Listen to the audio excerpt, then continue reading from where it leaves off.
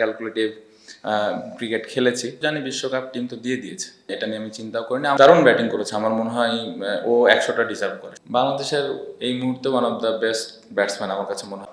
Out হলেন, out হওয়ার পর একটু ফার্স্ট্রেট হয়েছে, আপনি তোমার হাতে হয়েছে সেটা কি স্লোয়ারটা পিক করে আপনি শেষ পর্যন্ত মারতে পারেন, টাইমিং একটু গড়বড় হয়েছে সেই কারণে, নাকি শেষ করে আসতে পারলেন না শেষ পর্যন্ত? এই কারণে দুইটাই কারণ। আমি যেটা প্ল্যান করেছিলাম যে খেলাটা শেষ করব, ওইটা একটা আলটিমেট গোল ছিল। আর ওই বলটা আমার শটটা আমি যেভাবে খেলতে চেয়েছিলাম ওইভাবে আসলে এক্সিকিউট হয়নি, আর এত দূরে চলে যাবে এটাও আশা করিনি। সো এই কারণে একটু আপসেট বলবো না, মানে শেষ করে ভালো লাগতো আর কি। সো এই এই আর কি কারণ ছিল। প্র্যাকটিস ম্যাচে দেখছিলাম যে নাহিদের সঙ্গে আপনার একটা প্রতিযোগিতা চলছে। আজকে যখন নাহিদ বোলিং আসলো, আপনি চার্জ করা শুরু করলেন, এখানেও কি একটা নাহিদের সঙ্গে প্রতিযোগিতা চলছে?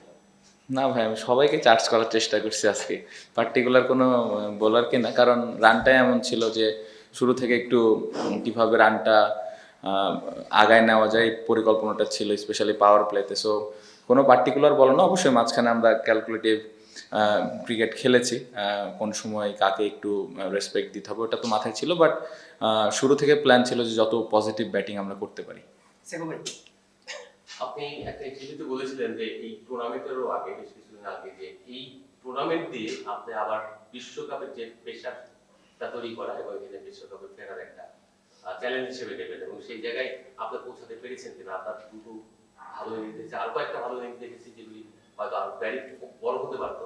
এই মুহূর্তে কি মনে হয় যে আপনার পুরো প্রক্রিয়ার মধ্যে ঢুকে গিয়েছেন, বিশ্বকাপ দলে ফেরার মতো অবস্থা?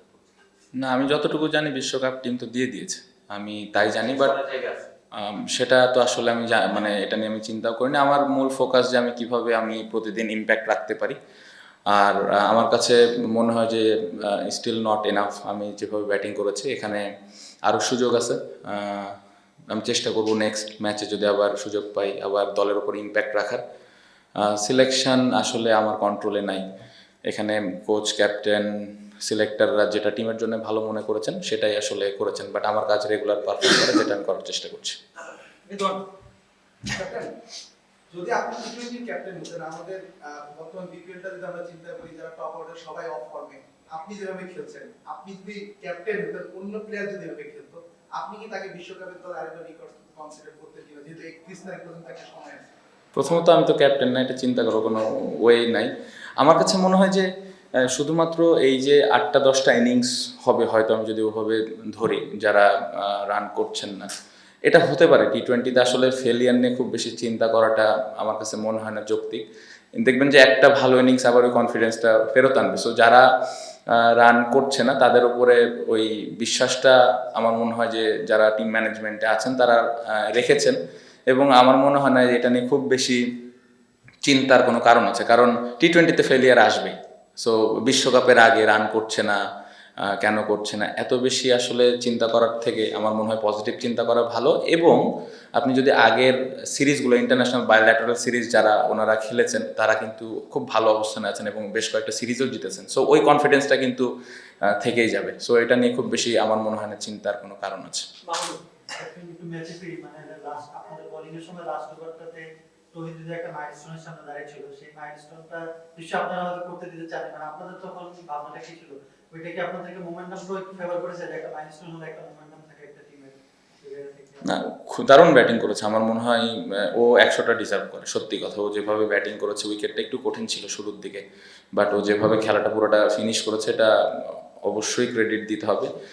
100 একটা মাইলস্টোন অবশ্যই অ্যাজ এ ব্যাটসম্যান হিসেবে সবাই 100 করতে চায়, বাট আমার কাছে মনে হয় যে ইম্প্যাক্টফুল ইনিংসটা খেলেছে এটা আরও বেশি দেখার মতো ছিল আমার কাছে মনে হয়। সো অবশ্যই মোমেন্টাম তো ওরা আসলে শেষের 7 ওভার বা 6 ওভার থেকে ওরা ভালো মোমেন্টামে ব্যাটিং করেছে। সো মোমেন্টাম ওদের ছিল। হ্যাঁ, অবশ্যই হৃদয় 100 করতে পারলে অ্যাজ এ প্লেয়ার হিসেবে অবশ্যই ভালো লাগতো। বাট হ্যাঁ, এগেন অপোনেন্ট আমরা তো চাইবই যেন না হয়। বাট খুব দারুণ ব্যাটিং করেছে। মোহাম্মদ ওয়াসিমকে যে ইনক্লুশন আপনাদের, এটা তো চমৎকার ভাবেই হচ্ছে যে তিন ম্যাচে দুটো ফিফটি করছে। তো শাহজাদা ফারহান যখন চলে গেল, জিসান ছিল, তো আপনাদের আসলে কোন জিনিসটা আসলে করছে? কারণ আপনাদের টিম কম্বিনেশনটা দারুণ ওয়ার্ক করতেছে এবং যখন যে প্লেয়ারটা আসছে ক্লিক করতেছে, তো ওইটা ওয়াসিমকে আপনার ইনক্লুশন যেহেতু ডাইরেক্ট সাইনিং করে করছেন, ওটা একটু জানতে চাচ্ছিলাম যে জিসান থাকা সত্ত্বেও কেন আপনারা ওয়াসিমে গেলেন? প্রথমে বলি জিসান খুবই আনফর্চুনেট, খেলতে পারতেছে না। ও আসলে T20 ফরম্যাটটা যেরকম খেলে এটা খুবই মানে আমি বলবো যে আমার নিজের কাছেই খারাপ লাগছে, কারণ ওকে ওই সুযোগটা করে দিতে পারছি না। কারণ যেভাবে কষ্ট করছে, যেরকমভাবে ব্যাটিং করছে, খুব ভালো অবস্থানে আছে, বাট এগেন টিম কম্বিনেশনের কারণে আসতে পারতেছে না। বাট আমি বিশ্বাস করি ওর যদি অপরচুনিটি আসেও ভালো করবে। আমাদের ওয়াসিমের ব্যাপারে এই প্ল্যানিংগুলো অনেক আগে থেকেই ছিল যে আসলে ফারহান চলে গেলে কে আসবে, তো আমরা জানতাম এবং ওই ট্রাস্টটা নিয়েই কিন্তু আমরা আসলে সাইনিংটা করেছি। অনেক প্লেয়ার পারফর্ম করবে, অনেকে করবে না, বাট ওই বিশ্বাসটা আমাদের আছে যে যে প্লেয়ারগুলো আমরা সাইন করেছি দলের জন্য ইম্প্যাক্ট রাখবে, যেটা ওয়াসিম খুব ভালোভাবে করতে পেরেছে। ক্যাপ্টেন ওভারঅল স্কোরের দিকে তাকালে, পার্সোনাল স্কোরের দিকে তাকালে যেটা দেখা যায় ন্যাশনাল সাইডে যে ক্রিকেটারগুলো আছে তারা ধারাবাহিকভাবে যে রান করছে সেরকম না, কিন্তু আপনারা যারা বাইরে আছেন কনসিস্টেন্টলি রান করে যাচ্ছেন, মানে একটা প্রেশার থাকে কিনা যখন স্কোর ঘোষণা হয়ে যায় কিংবা এরকম কি মনে হয় কিংবা থাকে কিনা? আমি ব্যক্তিগতভাবে প্রেশার ফিল করি না, আমি স্কোয়াডে থাকলে বা না থাকলে। ইন্ডিভিজুয়াল প্লেয়ারদেরটা আসলে আমার পক্ষে বলা মুশকিল।